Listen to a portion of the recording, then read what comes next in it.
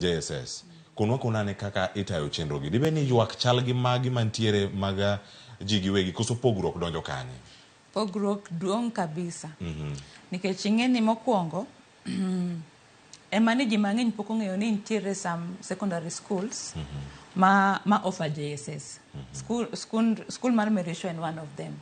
En secondary school lakini en gi JSS section ma en boarding.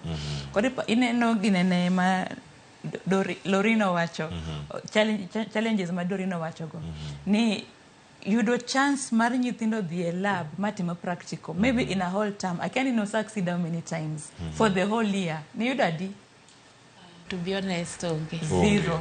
Tingeni ambende anja japuonj mar integrated science ang'eyo ni every week intere practical ma nyithindo go nego beri timo timo mano nitie nyaka curriculum design ko yudo ka school kaka marwa ni en gi laboratory just for JSS ma every time magin gi practical lesson nyithindo dhi e lab manipulate those apparatus gino ni mae test tube kariti mekama mae thermometer kare kama ndi kakipima ngowa temperature. Lakini koro ki compare gi nyithindwa manie public school yano ka nyithindwa gi medo dong chien ki compare gi mag private because those skills of the youth manipulative skills ma onego bed ni gi yudo e lab. Koro mano point Madorino wacho no it is a very big challenge.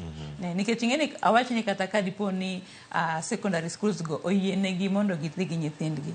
You consider movement ma nyithindo from the primary to the secondary.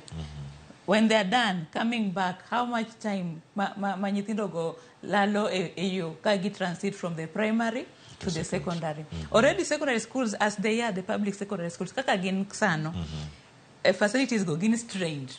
Makata nyithindo masomo e school go won bro nyisi ni won kata dhi e lab maybe wadhi once after 2 weeks kata 3 weeks.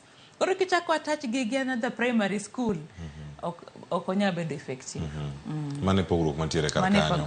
Kendo koro Morino Kal ibedo kaka janyuol tipenjore ni kama sirkal osiketo jo Kenya kata kama jo Kenya oseyudore makoro sani wantiere gi lai mar CBC 844 chairo dhi karumo kochopo jogi mano timo mano duoko magi mag KCP gidhi tieko gi beche mag timo KCSE mane KCSE mogik ka gidhi mbalariany ka